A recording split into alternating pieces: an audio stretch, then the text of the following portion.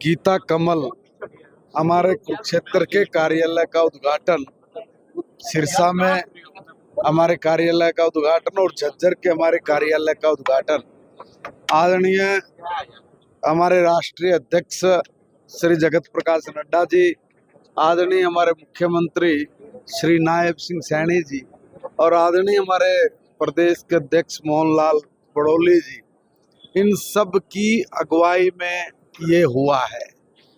बड़े सौभाग्य की बात है कि आज हमने अपने माननीय राष्ट्रीय अध्यक्ष के सानिध्य में आज अपने कार्यालय को सुचारू रूप से चलाने की जो हरी झंडी मिली है और साथ में ये भी सीख मिली है कि हमारे कार्यकर्ता किस तरीके से संघर्ष के दिनों में से निकल के आज इस मुकाम पर पहुंचे हैं। कैसे हम लोग बिना कार्यालय के पेड़ के नीचे बैठ के, अपने घरों की छत पे बैठ के और धर्मशालाओं में बैठ के अपनी पार्टी के काम को बढ़ाते थे। आज भारतीय जनता पार्टी इतना संघर्ष करते करते आज दुनिया की सबसे बड़ी राजनीतिक पार्टी बन गई। ये हम सब के लिए बड़े सौभाग्य की बात है और ऐसी पार्टी के कार्यकर्ता होना ये हमारे लिए भी बड़े गर्व की बात है। हमें बड़ा फक्र है भारतीय जनता पार्टी के हर कार्यकर्ता को कि हम लोग अपने आइडियोलॉजी से प्यार करते हैं, प्रेम करते हैं। उसी के कारण हम लोगों का जो काम करने का तरीका है वो भी बाकी राजनीतिक दलों से अलग है, क्योंकि हमारे लिए पहले राष्ट्र है, फिर हमारी पार्टी है और अंत में हम स्वयं। इस प्रकार की सोच के साथ जब भी कोई राजनीतिक दल काम करता है तो स्वाभाविक बात है वो सिर्फ एक ही बात बोलेगा, भारत माता की जय। ये बड़ी अच्छी बात की है कि कांग्रेस के दफ्तरों की भी चिंता अब हमें करनी है और कांग्रेस पार्टी के विस्तार की बात भी आप हमसे पूछ रहे हैं। मैं एक बात बोलता हूं कि कांग्रेस पार्टी एक ऐसा डूबा हुआ जहाज है जिस पर कोई सवारी नहीं करना चाहता। देखिए, महात्मा गांधी जी ने देश की आजादी के तुरंत बाद ये कहा था कि कांग्रेस का काम पूरा हो गया।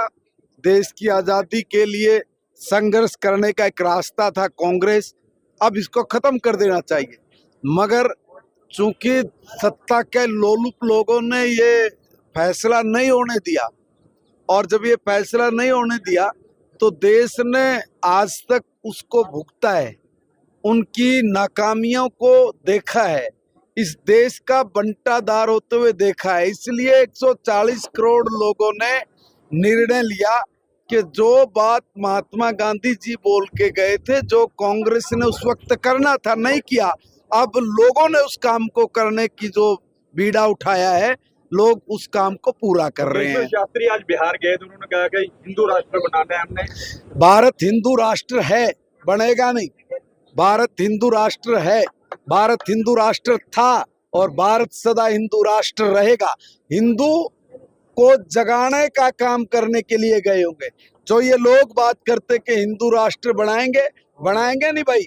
भारत हिंदू राष्ट्र है और इस हिंदू राष्ट्र में हिंदू अपनी जीवन जीने की पद्धति जो इतनी विकसित थी, इतनी मजबूत थी कि आज का साइंस उस पद्धति के आज 1% भी नहीं पहुंचा है।